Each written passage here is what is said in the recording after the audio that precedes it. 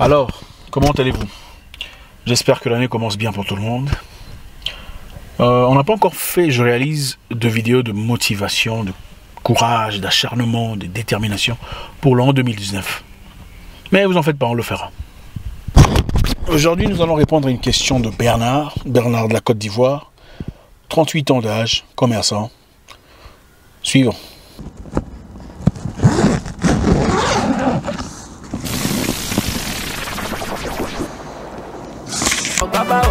Selfish, I talk about.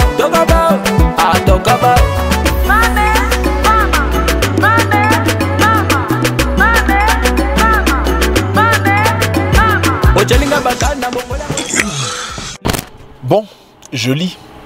Bonjour Zach, mon nom est Bernard, j'ai 38 ans, je suis ivoirien, commerçant à Adjamé, à Abidjan. J'ai été avec une femme pendant 6 ans et ensemble, on a une petite fille de 5 ans.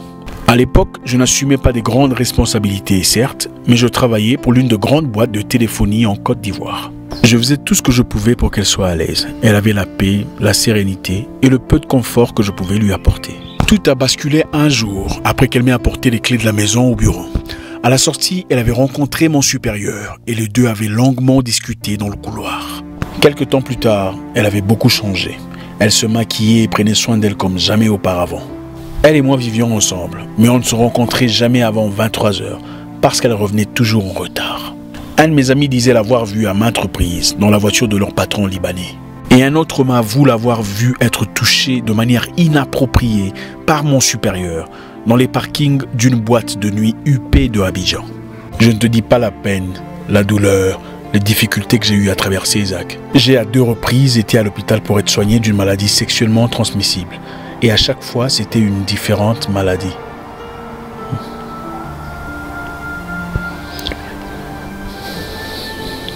Finalement, on m'a viré du boulot et elle est partie. J'ai été longtemps traumatisé, Zach. Je le suis toujours. Nous avons une petite fille ensemble, dont elle m'a laissé la garde, sans difficulté. Et je sais qu'elle a fait son chichi pour qu'elle soit enfin en liberté. Aujourd'hui, beaucoup de choses ont changé dans ma vie. Je suis commerçant à Adjamé et j'ai 5 employés. J'ai rencontré une jolie femme il y a 4 mois et depuis nous sommes ensemble. Elle est très attentionnée, très intelligente et très sympathique. En 4 mois, elle m'a aidé à avoir une vision différente de mon entreprise. Le business marche très bien. Mais au-delà de tout ça, elle est très attentionnée. Elle prend très bien soin de ma fille et rend souvent visite à ma mère. Zach, je n'ai plus 20 ans. Je voudrais passer à autre chose. Je veux épouser cette fille. Mais elle m'a avoué quelque chose qui m'a complètement bouleversé. Il y a 1 semaine, je lui ai demandé sa main. Je lui ai demandé si elle voulait m'épouser. Mais elle ne m'a pas répondu et ça m'a choqué. Elle m'a dit qu'elle voulait qu'on discute d'abord. Le lendemain matin, elle était visiblement mal dans sa peau.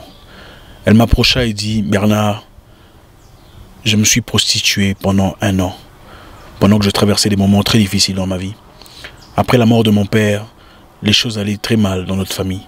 Ma mère n'avait rien et elle était très malade et je ne savais pas quoi faire. Mon oncle nous avait complètement abandonnés avec tout ce que mon père avait fait, avec tout le travail que mon père avait accompli. Tu es un homme bien et je ne pense pas pouvoir te mériter. Et même si je te méritais, je pense que tu mérites de connaître la vérité. »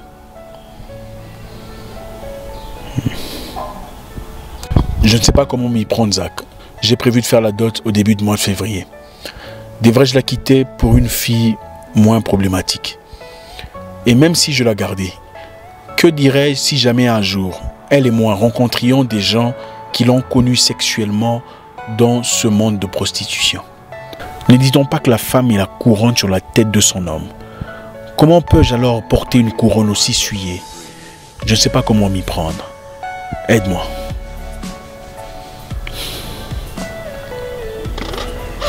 D'abord Bernard, je voudrais saluer ton courage.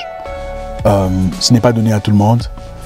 Et aussi te remercier d'avoir influencé à ce que nous partagions cette réponse en vidéo, comme tu l'as choisi, même avec un nom différent. Je t'en remercie beaucoup. Je voudrais que tu reçoives mon amitié, ma sympathie pour toutes les difficultés que tu as vécues dans la vie. Nous savons tous que les femmes parlent souvent de leurs difficultés et beaucoup d'hommes qui vivent les mêmes problèmes, les mêmes difficultés meurent à petit feu, en silence. Bernard, mon frère, je voudrais que tu comprennes une chose. Les femmes généralement n'aiment pas parler de leur passé. Demande à une femme avec qui tu as été dans le passé, qu'est-ce que tu as fait dans le... Beaucoup te diront, ah, pourquoi tu veux parler de mon passé? Le passé est passé, parlons du présent. C'est vrai que le passé est passé, mais c'est aussi parce que beaucoup de femmes ont beaucoup de choses à cacher. Si tu trouves une femme qui a le courage de te regarder en face et te dire « Je me suis prostituée pendant 1 an », mon cher, tu n'as pas une femme devant toi. Tu as un diamant devant toi. Beaucoup de femmes ne parlent pas de leur passé parce que parmi beaucoup d'entre elles, dans leur passé, on trouve des cercueils, des squelettes et quelquefois des choses inexplicables. Mon ami, je veux te dire une vérité qui pourrait déranger. Tu sais, nous épousons chaque jour des femmes que nous ne connaissons pas vraiment. Avec cette mentalité, je peux t'assurer que beaucoup de femmes mariées, si elles déchargeaient tout ce qu'elles ont comme squelette du passé, seraient divorcées le jour qui suit. Voilà pourquoi beaucoup de femmes, pas toutes, mais beaucoup, ne parlent pas de leur passé. Cette fille a préféré que tu la détestes, que tu la méprises pour sa vie, pour ce qu'elle est vraiment, au lieu de te laisser l'aimer pour ce qu'elle n'est pas. Elle n'est pas ordinaire. Tu peux être rassuré à 98% qu'une fille prête à t'avouer des choses aussi obscures ne te trahira pas. Ouais, bon, 90, il faut toujours laisser un 2% parce que bon, on ne sait jamais. Bernard, sois honnête envers toi-même. Qui t'a fait plus de problèmes? L'ex-prostituée ou la fille de maison qui t'a apporté des maladies? Plusieurs maladies. J'ai d'ailleurs invité à une conférence de santé à Nairobi il y a quelques semaines, très intéressant, où on a relevé des choses très intéressantes. Une vingtaine de chercheurs canadiens associés aux chercheurs africains ont conduit multiples tests de maladies sexuellement transmissibles dans une partie d'Afrique. La choquante découverte est qu'on a découvert plus de maladies sexuellement transmissibles parmi les filles des maisons que parmi les prostituées. L'explication logique du professeur était que quand les hommes vont voir une prostituée, généralement ils se protègent parce qu'ils savent que c'est une prostituée. Elle a donc beaucoup de clients et beaucoup d'hommes veulent se protéger.